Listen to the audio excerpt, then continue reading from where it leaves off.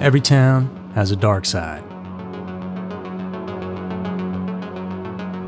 You're driving home at night on a desolate road when all of a sudden you catch a glimpse of a light up above the tree line. You, of course, assume it's a plane or maybe a helicopter, but as the light gets closer, you realize it's something else entirely, and it might not even be from our planet. Sounds insane, but that's exactly what went down back in 1980 for a trio down in Texas who were just headed home and not expecting much at all. They came face to face with a UFO that night, and it changed the course of their lives forever. And this is the story of the Cache Landrum UFO incident, as it's become to be known. And it's a weird one that has all the earmarks of a government cover-up looking to conceal the truth from everybody. Hey guys, it's Andrew, and thanks so much for joining us for another episode of Everytown, where today we're headed to the small town of Dayton, Texas, where something huge happened in the woods one evening that to this day remains a mystery. After encountering a UFO, 3 people became deathly ill, and no matter how hard they tried to find answers as to what had caused it, they got stonewalled at every turn. The result is one of the only civil suits ever to reach the court system that involved an unidentified flying object at its core. So let's head down to the southwest now and hear about what exactly went down that December evening that set off a wild chain of events.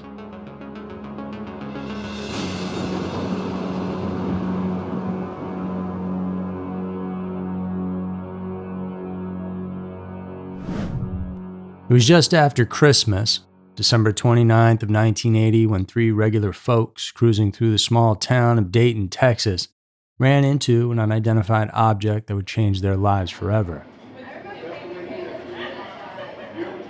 Betty Cash, 51-year-old homemaker, her friend, 57-year-old Vicki Landrum, and Vicki's 7-year-old grandson, Colby, had just gone out to eat at a local restaurant. And after they paid the bill, they hopped into Betty's Oldsmobile Cutlass and headed home.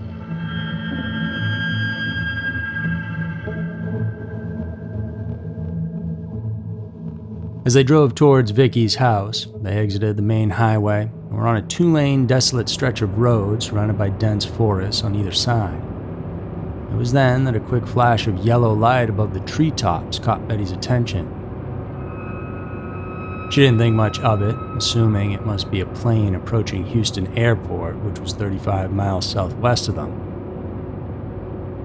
But as they continued driving, the light didn't disappear into the distance, and they didn't see or hear any plane. Instead, the yellow light got brighter and larger, becoming more intense with each passing moment. And then suddenly, as they came around the bend of a tight corner, the 3 of them came face to face with a sight that made no sense at all. Right in front of them was a huge metal object, of some kind, floating just above the road, though none of them recognized it as anything they had ever seen before. Vicki was overcome with a deep fear and instinctively yelled at Betty to stop the car. The Oldsmobile came to a halt on the narrow dirt road, while all 3 occupants stared in shock at the incredible craft, too stunned to even react. Betty wanted to turn around, but the road was so narrow that she was scared of getting stuck in the mud on the sides of the road. This object emanated intense heat, the light extremely strong. This craft resembled a massive vertical diamond, with a flat top and bottom, apparently for landing purposes, and it was easily as large as the city's water tower. Its dark gray metallic core was surrounded by blinking blue lights, while bursts of orange fire periodically erupted from its flat base, as if powered by some sort of propulsion system. Each time the flames crackled, the craft briefly lifted into the air before slowly settling back down towards the road. Vicki and Betty got out of the car to go take a closer look, but with that, a frightened Colby began screaming in absolute terror. At just 7 years old, he didn't understand what was happening, not that anyone really did, but Vicky, a devout Christian, tried to calm them down by saying they were witnessing the second coming of Christ. "That's Jesus.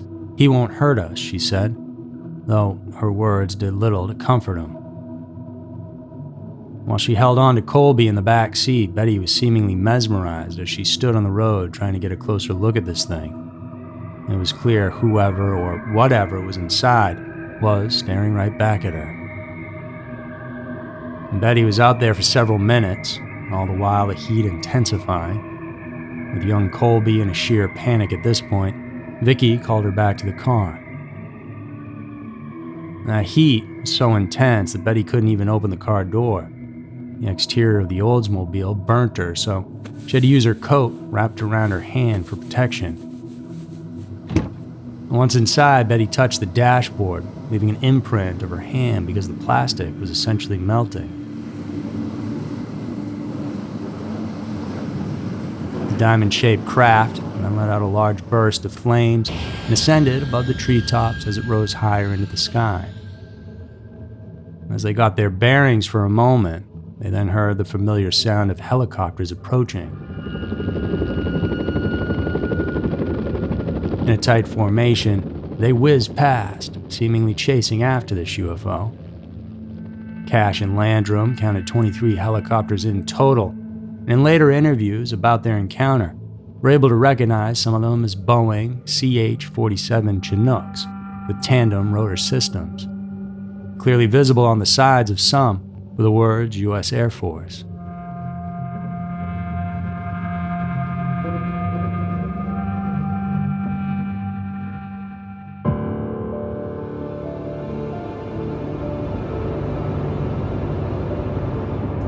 With the road now clear, Cash drove on, catching glimpses of the object and the helicopters fading off into the distance. From the first moment they saw it up until their departure, and they said this encounter lasted about 20 minutes. When the craft and its military escorts disappeared into the dark night, it left a stunned silence in its wake. It was almost as if nothing had happened, just business as usual as they drove back to Vicky's house. And this was much more than just a story, though, that these three would tell during dinners or out at campfires about the time they encountered aliens. Because when they got home that night, that's when the real horror began to set in.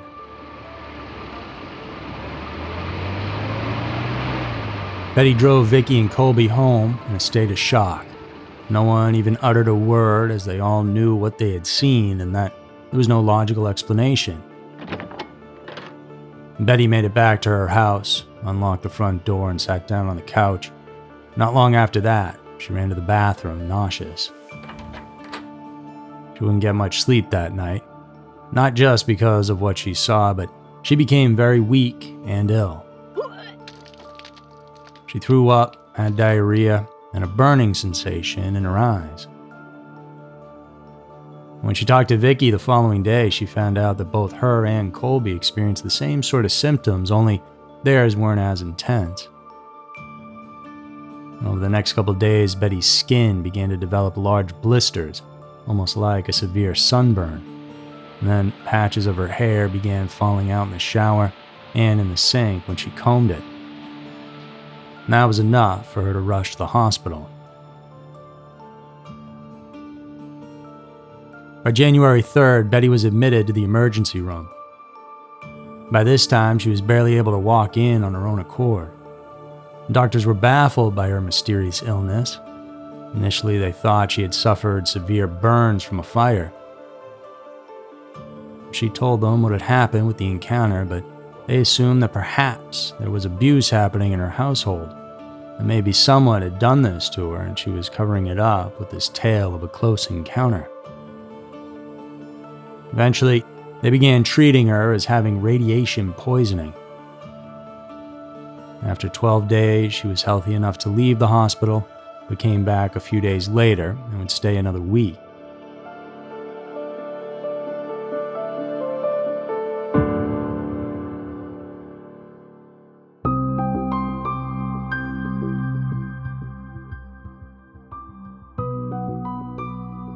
Meanwhile, a few miles away, Vicky and Colby were also dealing with their ongoing health issues, though they didn't need to go to the hospital.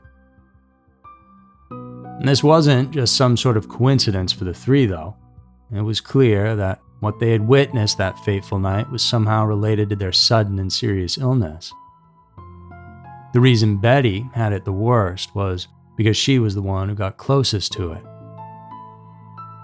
The symptoms Betty experienced resembled those caused by ionizing radiation.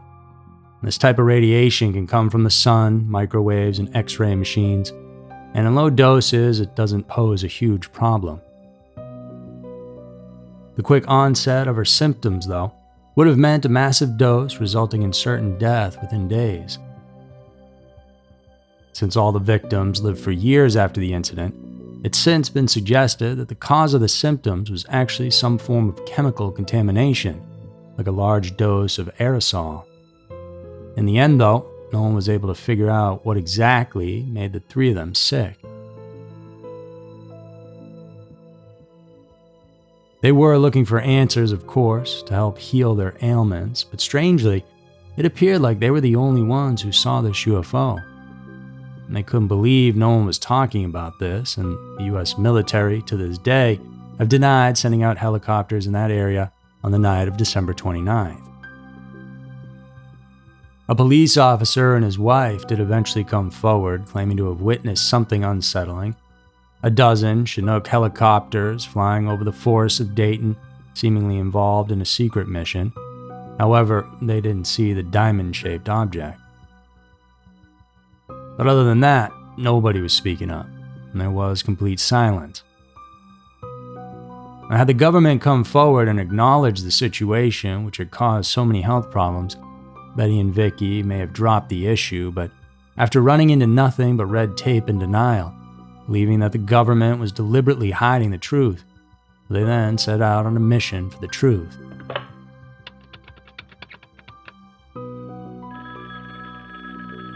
Their first action was to contact their senators, Lloyd Benston and John Tower. And they explained the entire story of what they had seen that night.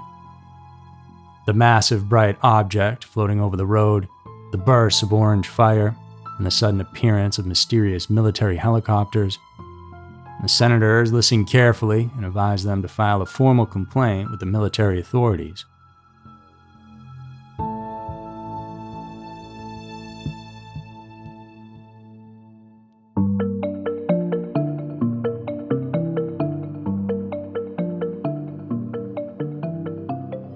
In August of 1981, nearly a year after the frightening incident, Betty, Vicky, and young Colby had the opportunity to share their incredible story face-to-face with officials at Bergstrom Air Force Base. They were questioned for hours about every detail of what they had seen. The military officials were very impressed by the consistency and sincerity of their accounts. In fact, they advised them to hire a lawyer and sue the government for compensation due to the terrible injuries and illnesses they had suffered after that night. Betty and Vicky then set out to sue the federal government, demanding answers and compensation for the terrifying events they witnessed. And they hired a lawyer named Peter Gersten, who agreed to represent them without charging a cent. With Gersten's assistance, they filed a hefty lawsuit seeking $20 million against the federal government. They argued that the military was definitely involved in some way in the incident, and that they deserved compensation for the consequences. And this marked the beginning of a lengthy legal battle that spanned years. They summoned numerous high-ranking officials from NASA, the Air Force, the Army, and the Navy to testify. Betty and Vicky repeatedly asserted that the helicopters they saw belonged to the military and were clearly monitoring the extraterrestrial object. They presented evidence, including detailed drawings of the enormous diamond-shaped metal craft. Additional witnesses, like the police officer and his wife, swore that they had seen a dozen large Chinook military copters in the area that same night. However, the government remained steadfast in their denial. Witness after witness on their side came forward to refute any knowledge of an extraterrestrial craft or military involvement with the helicopters. They claimed they had no idea what Betty and Vicky were even talking about, and that nothing was in the sky on the evening in question. The legal battle dragged on bitterly for 5 years. In that time, in 1981, Vicky developed a cataract in one eye, and in 1983, Betty was diagnosed with breast cancer. Both of these issues, they thought, could be further problems caused by the craft that night, but it's impossible to say for sure. When it was all said and done, I'm sure you can guess how this all played out. On August 21st of 1986, a federal district judge ruled in favor of the government and dismissed Cash and Landrum's case against them. And so, who do you believe? The trio in the car that night, or the U.S. government? Take a second, think about it.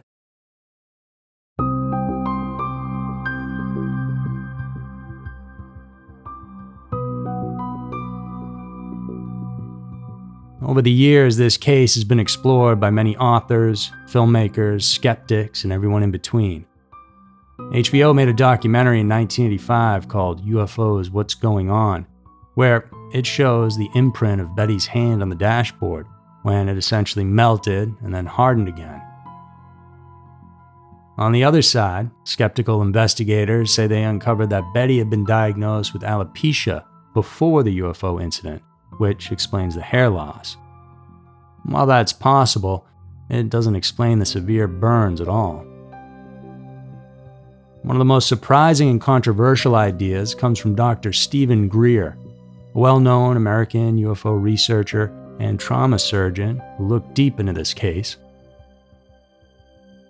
Greer, who had previously shared UFO information with the White House, claimed during a 2020 interview that the Cash Landrum incident actually involved military personnel trying to operate an extraterrestrial spacecraft that had either landed or crashed on Earth.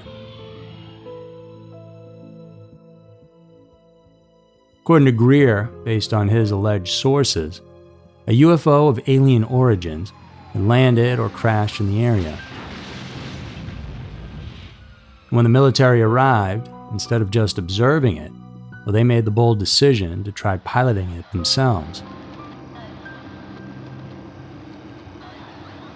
The major issue is that the human pilots couldn't figure out the extraterrestrial energy system powering the spacecraft. In a desperate attempt to get it working, they supposedly installed a small portable electric generator inside it, using it as an improvised power source. And Greer suggests that this Earth-based power generator installed by the military is what caused the mysterious flames and intense heat that Betty, Vicky, and young Colby witnessed coming from the bottom of the huge diamond-shaped object. This actually makes sense a bit when you consider that almost every other UFO sighting, specifically the ones caught on camera, the ones the military has acknowledged are true unidentified crafts, never show any heat signatures or signs of propulsion. In other words, these crafts don't use fuel in the way we do to power rocket ships by burning it off. And they have an entirely different mode of transportation, one that seemingly uses natural forces of some kind to get from point A to point B in the blink of an eye.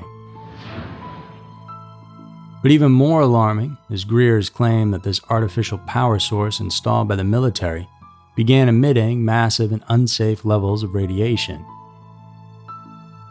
According to this theory, it's this radiation that would have caused the shocking and painful symptoms, burns, and alleged radiation injuries suffered by the 3 victims.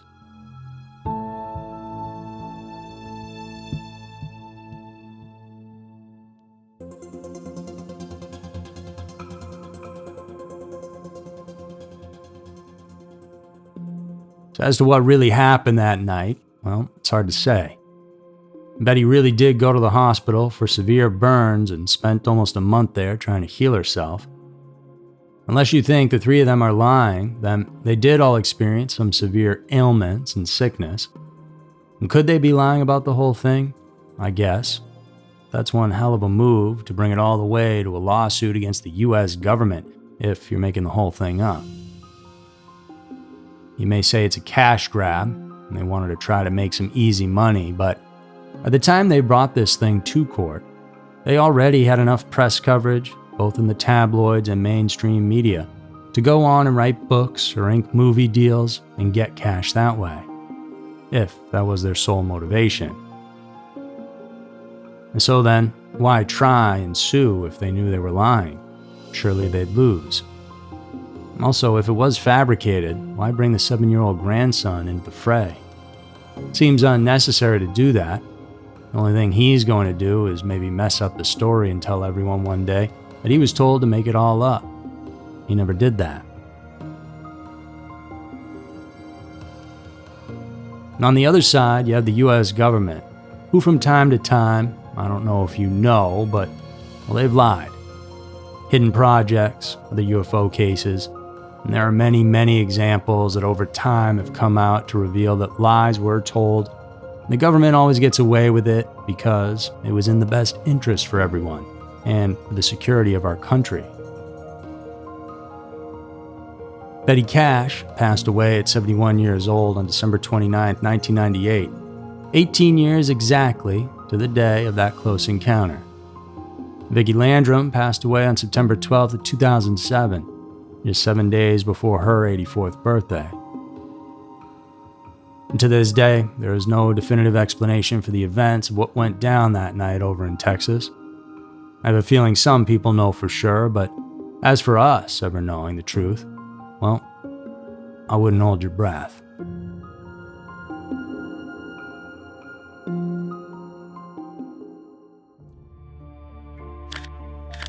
So that's it for this week's episode of Everytown. Thanks for tuning in today.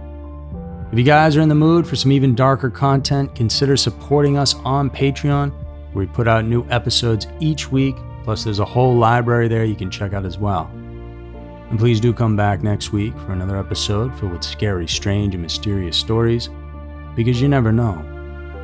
Maybe your town will be next.